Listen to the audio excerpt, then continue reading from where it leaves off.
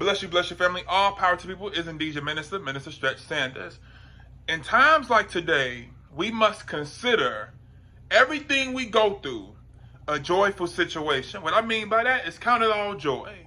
The scripture says in James 1, 2, and 4, it says, "Count it all joy, my brothers, when you meet trials of various kinds, for you know that the testing of your faith produces steadfastness. And let steadfastness have its full effect, that you may be perfect and complete, lacking nothing." So in other words, when your relationship ain't going right, count it joy. When you lose your job, count it joy. When things not going right in your life, count it joy. The reason being, joy means happiness. Doesn't mean you have to act like the struggle is not real. If it's real, it's real. What count it all joy means, opposed to complaining, opposed to looking at every loss as a loss, count it joy. Consider it a win. You may lose a relationship, but that may be a relationship that was causing you stress. That may be a relationship that was causing you anxiety. So count it joy. Okay, you lost your job, but it's the same job that's been causing you a headache since the day you applied. Count it joy. Okay, your health may not be in order like you wanted, but maybe your health is trying to speak to you. Maybe the sickness in your body is trying to get you to be more humble, get you to take your mental health more seriously, take your physical health more seriously. So count it joy. See, we tend to just count complaints, and we count what's not going right, but we never count what is going right.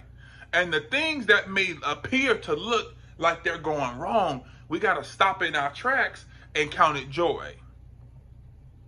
Be okay with saying, you know what? Even though I want to scream, I want to have a mental breakdown, I want to go crazy, I'm going to count it joy. Because it says joy comes in the morning. So you got to believe and trust that you're not being punished. You're being prepared for a greater purpose. So if you know you're being prepared for a greater purpose, you're not being punished, you're not cursed, you're being blessed. Every situation that comes in your life, you should know it's not a bad thing, no matter how it appears. It may appear and look like you're being attacked. It may appear and look like you're being knocked down or you're being bashed, but you're being prepared for something greater. So whatever that situation looks like, we should know it's not a negative thing, so I'm going to count it all joy. You ain't hear what I just said. The scripture says, when you meet trials of various kinds, for you know that the testing of your faith produces steadfastness. We go through trials every day. We go through tests every day. But the rest of the word that goes with test is testimony. How can you have a testimony unless you've been through a test/trial? So we should know that when we go through trials, we're not going through trials to be broken down. God doesn't put his people through a trial to destroy them. He puts us through a trial to build us up. So the trial may be losing your job. Count it joy. Because who knows? Maybe it's meant for you to start your own business. Since the day you sent in that application, God's been trying to tell you and show you it's time for you to do for yourself. So why are you upset that all God did was give you a boost to something greater? But because you view every time life gives you a challenge, you view it as a negative situation, and opposed to counting it joy and counting it all joy, all means complete, opposed to counting it all joy, you'll rather count it all complaints. You'll rather count it all negativity. You'll rather count it all doubt. I'm never going to do it. I'm never going to make it. What am I going to do? You'll rather count all the negative things, but you never acknowledge and count that joy.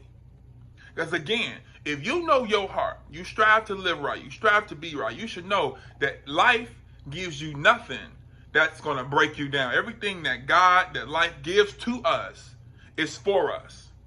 It's to make us better. It's to make us stronger. So we got to stop panicking in the midst of the storm and say, you know what? Even though I don't know what's going to happen, I'm going to count it all joy. Even though it's easy to fall in depression, it's easy to question if I want to live or not, I'm going to count it all joy because I'm going to trust and believe that when this trial is over, there's something greater on the other side. And then the scripture says that you may be perfect and complete, lacking in nothing. See, when you learn to just count things all joy, there's a certain gratefulness that comes over your spirit. And when you're grateful, you learn to appreciate. And when you appreciate, you realize everything that you have is all you really need anyway. So you realize you're not lacking anything.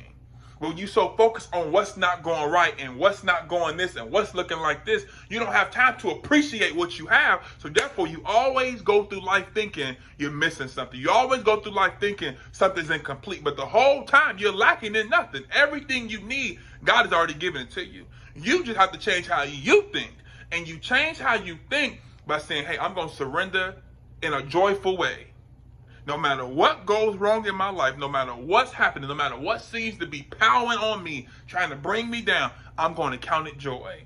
Because I know if I have a joyful attitude, I'll have a grateful attitude. If I have a grateful attitude, I'm only going to go higher because your attitude determines your altitude. You didn't hear what I just said. So when you have a grateful attitude, now you can look at things fully at the bigger picture.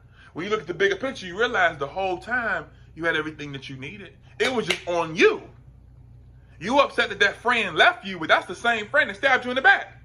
So you should be grateful that friend did you a favor. Count it all joy. Stop trying to revive things that's dead. Let it be dead and count it all joy. God bless you.